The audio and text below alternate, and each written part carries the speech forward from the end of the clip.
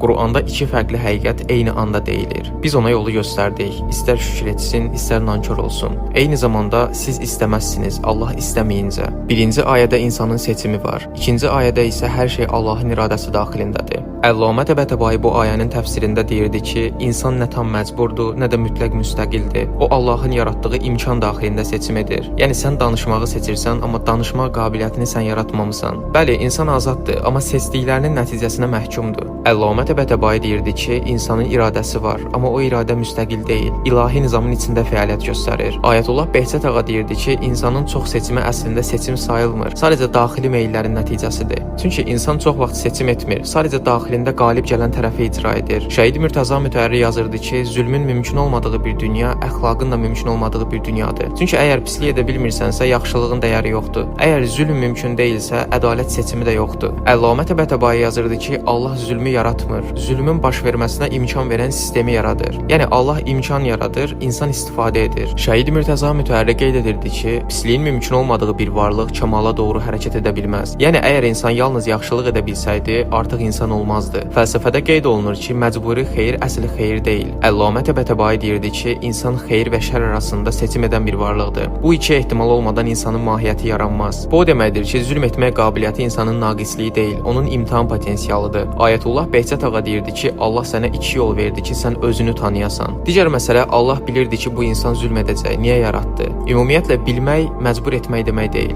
Əllamə Təbətəbai bunu belə izah edir. İlahi elm insanın iradəsini aradan qaldırmır, sadəcə onu əhatə edir. Ümumiyyətlə, zülmün mövcudluğu Allahın razılığı deyil, insanın məsuliyyətidir. Yəni, başqasına zərər verən zülmə haqq qazandırılmır, icazə verilir, amma cavabsız buraxılmır. Şəhid Mürtəza Mütəhərri deyirdi ki, əgər bu dünya son olsaydı, zülm izahsız qalardı. İnsan belə düşünür ki, Allah varsa dərhal zülmə müdaxilə etməlidir, etmirsə yoxdur. Amma bu Allahı insan psixologiyası ilə ölçməkdir. Əllamə Təbətəbai deyir ki, insan Allahı öz hisslərinin ölçüsü ilə mühakimə edir. Yəni, sən dözə bilmirsən, Allah da dözməməlidir. Sən dərhal müdaxilə edərdin, Allah da etməlidir. Bu məxluqu Xaliq üzərinə ölçməkdir. Sənin mərhəmətin hissdir, Allahın mərhəməti isə hikmətdir. Məsələn, sən bir körpənin ağrısını görürsən və Allaha sual verirsən. Allah isə həm o ağrını, həm də onun sənin görmədiyin davamını bilir. Əllamə Təbətəbai bu mövzuda deyirdi ki, Allah bilir ki, sən nə edəcəksən, amma bu bilik səni o hərəkətə məcbur etmir. Biz belə düşünə bilərik ki, əvvəl yaradılış, sonra seçim, daha sonra isə nəticə var. Ayətullah Həsənzadə Amili deyirdi ki, Allah üçün keçmiş və gələcək yoxdur, hər şey hazırdır. Yəni, Allah sənin gələcəyini gözləmir. O onu artıq bilir, çünki zamanın xaricindədir. Ona görə də Allah insanı nəticəsinə görə yox, imkanına görə yaradır. Yəni, o insan zülm edəcək, amma onun içində zülm etməmə imkanı da var idi. Biz deyə bilərik ki, amma Allah bilirdi ki, o imkanı seçməyəcək. Lakin burada incə bir xətt var. Bilir